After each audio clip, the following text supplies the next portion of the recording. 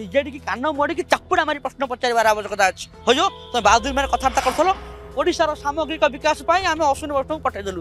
ଏଇଟା ଭାଡ଼ୁଆ ଡକାୟତ ଦଲାଲ ଟାଉଟର ଗୁଡ଼ାକ ଏଇଭଳିଆ କଥାବାର୍ତ୍ତା କରନ୍ତି। ତୁମେ ଅଶ୍ୱିନୀ ବୈଷ୍ଣବଙ୍କୁ ପଠାଇଲ।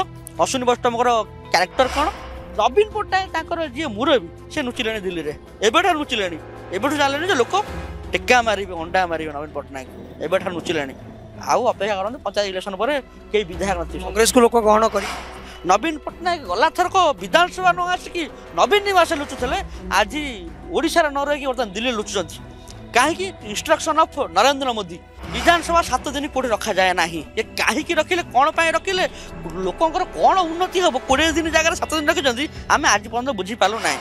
କ'ଣ ଚାଲିଛି ବିଧାନସଭା? ନା ମଜାକ ଚାଲିଛି? ସେ ଭାରତୀୟ ଜନତା ପାର୍ଟିର ଷ୍ଟାଣ୍ଡଟା ହେଉଛି ସେଇଆ ଯେ ଲୋକଙ୍କ ପଇସା ଖାଇ ପିଇକି ହରିଲୁଟ୍ କରିକି ନେଇକି ପଳେଇବା। ଇଏ ମିଳିମିଶିକି ଲୋକଙ୍କୁ ଖାଲି ବୋକା ବନଉଛନ୍ତି। କୁଆଡ଼େ ଗଲା ଓଡ଼ିଶା ପୋଲିସର ସମନ, କୁଆଡ଼େ ଗଲା ସିବିଆଇର ସମନ। ଲୋକ ମଧ୍ୟ ଆଜି ପଚାରୁଛନ୍ତି। ସବୁଯାକ ଚୋର ଗୁଡ଼ାକ ଯେତେବେଳେ ସରକାରକୁ ଆସିବେ ଲୋକ ଆଙ୍କଠାରୁ କିଛି ଆଶା କରିବା ହେଉଛି ବୃଥା। ଆଉ ଇଏ ବି ଅଧିକା ଦିନ ଚାଲିବନି। ଆପଣ ଦେଖନ୍ତୁ, ଯିଏ ଭଲ ଏମ୍ପ୍ଲୟି ଥିବ ତାକୁ ଟିକେଟ୍ ଦିଏ। ମାନେ ପ୍ରାଇଭେଟ୍ ଲିମିଟେଡ୍ କମ୍ପାନୀର କାମ ହେଉଛି ଭଲ ଏମ୍ପ୍ଲୟିକୁ ଇମ୍ପୋର୍ଟାନ୍ସ ଦେବା, ଗୁଡ୍ ଏମ୍ପ୍ଲୟିଙ୍କୁ। କ'ଣ ସେ ମନ୍ମଥ ରାଉତରେ ଆଉ କିଏ ସୀମା ମିଶ୍ର, ଏ ଦୁଇଟାଙ୍କର ଏମ୍ପ୍ଲୟି ହେଇଥିବେ। ଚୋରି ଡକାୟତି କରି ଚଳୁଥିଲେ। ଯେତେବେଳେ ସବୁ ବନ୍ଦ ବାନ୍ଦ ହେଇଯାଇଛି ବାଡ଼ାବାଡ଼ି ହେଉଛନ୍ତି। ସିଏ ଆଉ କିଛି ଦିନ ପରେ ବିଜେଡ଼ିଟା ବୁଡ଼ିଯିବ। ବିଜେଡ଼ିଟା ଅଧିକା ଦିନ ଅଳ୍ପ ଦିନ ଅପେକ୍ଷା କର। ଭାଇ ବର୍ତ୍ତମାନ ବିଧାନସଭା ଅଚଳ ବର୍ତ୍ତମାନ ହେଉଛି 3 ଦିନ ଆଣି ଗୃହ ମୁଲତବୀ କରାଯାଉଛି। ୟାକୁ ନେଇ କ'ଣ ପ୍ରତିକ୍ରିୟା ରଖିବେ? ବିଧାନସଭା ବ୍ୟବସ୍ଥା ଥିଲା ବିଧାନସଭା 90 ଦିନ ଚାଲିବ। 3ଟା ସେସନ୍ ଚାଲିବ।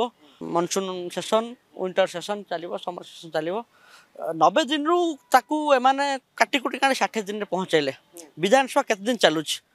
ବିଧାନସଭା ଚାଲିବା କଥା ନୁହେଁ। ବର୍ତ୍ତମାନ ବିଧାନସଭା ଆପଣଙ୍କର ଜୁଲାଇ ଲାଷ୍ଟ ୱିକ୍ରୁ ଚାଲିବ। ଅଗଷ୍ଟ 14-15 ସୁଦ୍ଧା ବିଧାନସଭା ସରିଯାଏ। ଅଗଷ୍ଟ 15 ତାରିଖ ବେଳକୁ ସ୍ୱାଧୀନତା ଦିବସ ପାଳନ କରିକି ପତାକା ଉତ୍ତୋଳନ କରିକି ବିଧାୟକମାନେ ଫେରନ୍ତି। ସେତେବେଳକୁ ବିଧାନସଭାର ବ୍ୟବସ୍ଥା ସରିଯାଇଥିବ। ଇଏ ବିଧାନସଭା ଚଲେଇବେ ବୋଲିକି ଆସିକି ଜୁଲାଇ ମାସରେ ଚଲେଇ ପାରିଲେ ନାହିଁ। ଅଗଷ୍ଟ ମାସ ହେଇପାରିଲା ନାହିଁ। ସେପ୍ଟେମ୍ବର 2nd ୱିକ୍ ହେଲା ବିଧାନସଭା ଆରମ୍ଭ କରିବା ପାଇଁ। ବିଧାନସଭା ଆରମ୍ଭ କରିବ। ବିଧାନସଭା ଆରମ୍ଭ କଲା ପରେ କ'ଣ ହେଲା ନା ବିଜୁ ଜନତା ଦଳ ସାର ପ୍ରସଙ୍ଗରେ ଗୃହକୁ ହଟ୍ଟଗୋଳ କରୁଛି। 3 ଦିନ ଧରିକି। ପ୍ରଥମ ଦିନ ଗଲା, ଦ୍ୱିତୀୟ ଦିନ ଗଲା, ତୃତୀୟ ଦିନ। ଆଉ ଗୋଟେ କଥା, ଯଦି ହଟ୍ଟଗୋଳ ବିଜୁ ଜନତା ଦଳ କରୁଛି ତାହେଲେ ବିଧାନସଭା ମନେକର ଗତକାଲି 10ଟା ବେଳେ ହଟ୍ଟଗୋଳ ହେଲା। ହଟ୍ଟଗୋଳ ହେଲା ପରେ ବାଚସ୍ପତି କ'ଣ ପାଇଁ 4ଟା ପର୍ଯ୍ୟନ୍ତ ଗୃହ ମୁଲତବୀ କରିଦେଲେ? 10ଟା ବେଳେ ହଟ୍ଟଗୋଳ ହେଲା, 11:30 ପର୍ଯ୍ୟନ୍ତ ଗୃହ ମୁଲତବୀ ହେବ। 11:30 ପର୍ଯ୍ୟନ୍ତ ଗୃହ ମୁଲତବୀ ହେଲା ପରେ ତାପରେ ଗୃହକୁ ସୁରୁଖୁରୁରେ ଚଳାଇବା ପାଇଁ ସର୍ବଦଳୀୟ ବୈଠକ ଡାକିବାର କାମ ହେଉଛି ବାଚସ୍ପତିଙ୍କର। ବାଚସ୍ପତି ସର୍ବଦଳୀୟ ବୈଠକ ଡାକିବେ। BJD, BJP, Congress, CPI, CPM ସବୁ ଯେଉଁ ଦଳର ବିଧାୟକ ଅଛନ୍ତି ସେମାନେ ବସିବେ। ଆଲୋଚନା ହେବ ଯେ କେମିତି ବିଧାନସଭାକୁ ସୁରୁଖୁରୁ ଭାବେ ଚଳାଯାଇପାରିବ। ଆପଣ କ'ଣ ପାଇଁ କେଉଁ ରାଜ୍ୟର ଲୋକଙ୍କର କେଉଁ ଜିନିଷଟା ଉନ୍ନତି ନିମନ୍ତେ ଆପଣ 10ଟା ବେଳୁ 4ଟା ପର୍ଯ୍ୟନ୍ତ ଗୃହକୁ ମୁଲତବୀ କଲେ? ଆପଣଙ୍କର ମୁଲତବୀ ପ୍ରସ୍ତାବ ଆମେ ଆଣିଲୁ। ମୁଲତବୀ ପ୍ରସ୍ତାବ ଆଣିଲୁ, ଅନାସ୍ଥା ପ୍ରସ୍ତାବ ତା ପୂର୍ବରୁ ଆଣିଛୁ। ମୁଲତବୀ ପ୍ରସ୍ତାବ ଆଣିଲୁ କେଉଁଟା? ଯେଉଁ କଥା ବିଜୁ ଜନତା ଦଳ କହୁଛି ଯେ ସାର ଇସ୍ୟୁରେ ଆଲୋଚନା ହେବ।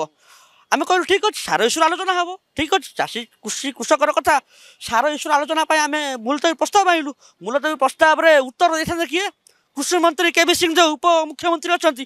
ତମେ କୃଷିମନ୍ତ୍ରୀକୁ ସହଯୋଗ କରିବା ପାଇଁ ଯାଇ ଗୃହକୁ ମୁଲତବୀ କରୁଛ, ବାରମ୍ବାର ହଟ୍ଟଗୋଳ କରୁଛ। ଆଉ ଗୋଟେ ଜିନିଷ ହେଉଛି ଆପଣଙ୍କର ଅନାସ୍ଥା ପ୍ରସ୍ତାବ, ନୋ କନଫିଡେନ୍ସ ମୋସନ୍। କଂଗ୍ରେସ ଆରମ୍ଭରୁ କହିଛି, ଆଜି ନୁହଁ 2 ମାସ ପୂର୍ବରୁ ଆମେ କହିଛୁ ଯେ ଆମେ ନୋ କନଫିଡେନ୍ସ ମୋସନ୍ ଆଣିବୁ। ବିଜେଡି ଆମକୁ ସହଯୋଗ କଲେ କରିବ, ନ କରିବ ନାହିଁ। କାରଣ ବିଜେଡି କ'ଣ ଖବରକାଗଜରୁ ଆମେ ଜାଣିଲୁ ଯେ ବିଜେଡି, ଆମେ ଖବରକାଗଜରୁ ଜାଣିଛୁ ଯେ କ'ଣ ବିଜେଡି ରାସ୍ତାରେ ହୋ ହଲ୍ଲା କରୁଛି ମହିଳା ଇସ୍ୟୁରେ। ଯଦି ବିଜେଡି ହୋ ହଲ୍ଲା ମହିଳା ଇସ୍ୟୁରେ କରୁଛି ତାହେଲେ ଅନାସ୍ଥା ପ୍ରସ୍ତାବ ଯେତେବେଳେ ମହିଳା ଇସ୍ୟୁରେ ଆସିବ ତାହେଲେ ବିଜେଡି ସମର୍ଥନ କରିବ। ଆମେ ଦେଖିବୁ ଯେ ସରକାରଙ୍କର ପାଖରେ କେତେ କେତେ କାପାବିଲିଟି ଅଛି। କିନ୍ତୁ ବିଜୁ ଜନତା ଦଳର ଯିଏ ସଭାପତି, ଯିଏ ସିଏଲ୍ପି ଆପଣଙ୍କର ଲିଡର ଅଫ୍ ଅପୋଜିସନ୍ ନବୀନ ପଟ୍ଟନାୟକ କ'ଣ କଲେ? ନବୀନ ପଟ୍ଟନାୟକ ଆସି 8 ଦିନ ହେଲାଣି ଦିଲ୍ଲୀରେ ଲୁଚି ବଇଛନ୍ତି। ନବୀନ ପଟ୍ଟନାୟକ ଗଲାଥରକ ବିଧାନସଭା ନ ଆସିକି ନବୀନ ନିବାସ ଲୁଚୁଥିଲେ। ଆଜି ଓଡ଼ିଶାରେ ନ ରହିକି ବର୍ତ୍ତମାନ ଦିଲ୍ଲୀରେ ଲୁଚୁଛନ୍ତି। କାହିଁକି? ଇନଷ୍ଟ୍ରକ୍ସନ ଅଫ୍ ନରେନ୍ଦ୍ର ମୋଦିଙ୍କର ଇନଷ୍ଟ୍ରକ୍ସନ। ନବୀନ ପଟ୍ଟନାୟକ ଦିଲ୍ଲୀରେ ଲୁଚିଛନ୍ତି ବୋଲିକି ଏକଥା ଆମେ ଆଜି ନୁହଁ। ରାହୁଲ ଗାନ୍ଧୀ ଗଲା ଆପଣଙ୍କର ଯେତେବେଳେ ତମାଣ୍ଡ ପଡ଼ିଆରେ କାର୍ଯ୍ୟକ୍ରମ କରିଥିଲେ ସେ ସମୟରୁ ରାହୁଲ ଗାନ୍ଧୀ କହୁଛନ୍ତି ଯେ ନବୀନ ପଟ୍ଟନାୟକ ରିମୋଟଟା ନରେନ୍ଦ୍ର ମୋଦିଙ୍କ ପାଖରେ ଅଛି।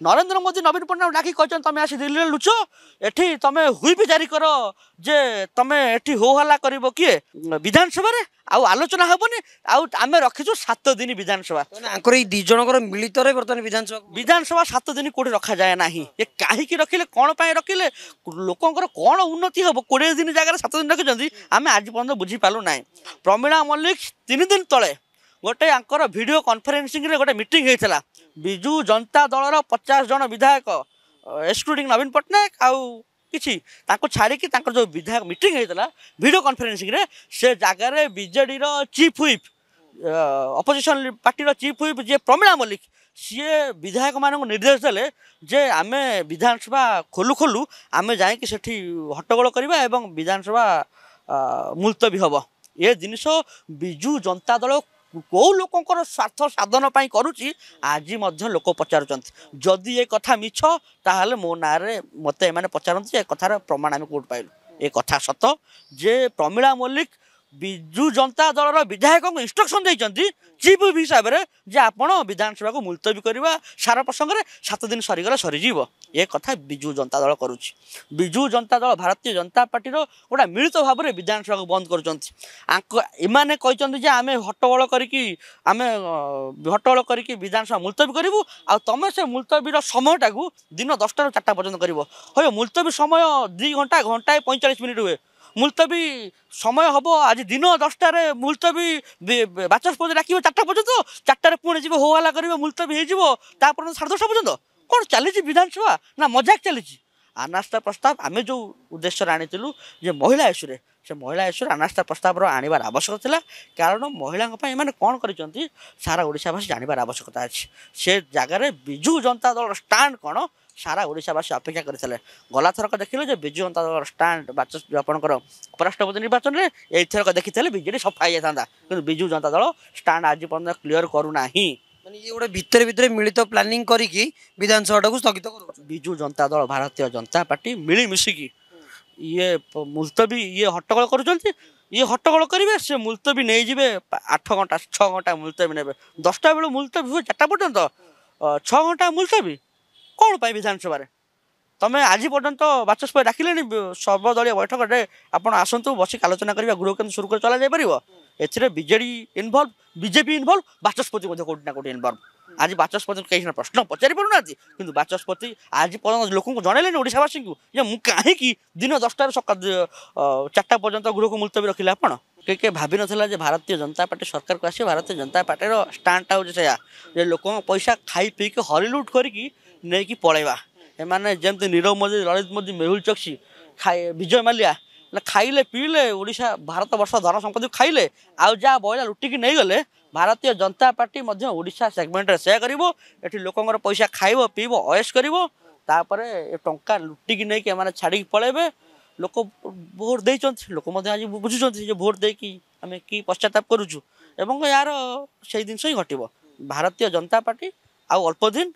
Bharatiya Janata party stand जानीगले Biju Janata Dal stand लोक जानीगले विजु जनता दल कथा जब आम देखा जो महांगा मर्डर केस रे जो प्रताप जेना को बर्तमान सर्वोच्च न्यायालय सुप्रीम कोर्ट बर्तमान माने जवाब मागी कौन कहे जवाब देवे प्रताप जेना शुणु प्रताप जेना कौन जवाब देवे से कथा प्रताप जेना एवं प्रताप जेना जेहतु बीजेडी कौन भाइस प्रेसिडेंट अच्छा भर बुझाबुझी हवा उचित किंतु महांगा डबल मर्डर केस रे दोषी को दंड मिलवा निहाती आवश्यक प्रताप जेना से 12 नंबर मुदाला महंगा डबल मर्डर केस कौन हो प्रताप जेना मैंने कहीं एक्शन नहीं नथिले 1.5 वर्ष सरकार है खाली प्रताप जेना को ढाल कर समस्त खसीगले चलने आगुरी आम देखीलु जे आप मन पकई देवाई चाहे जे आपणकर गोटे दिन आप ब्रह्मपुर म्यूनिसिपालिटी जड़े लक्ष्मीदत्त प्रधान थे भारतीय जनता पार्टी काउंसिलर तांको केस रे लक्ष्मीदत्त प्रधान हत्याकांड रे बीजेडी सरकार समय भृगु बक्सी पात्र आउ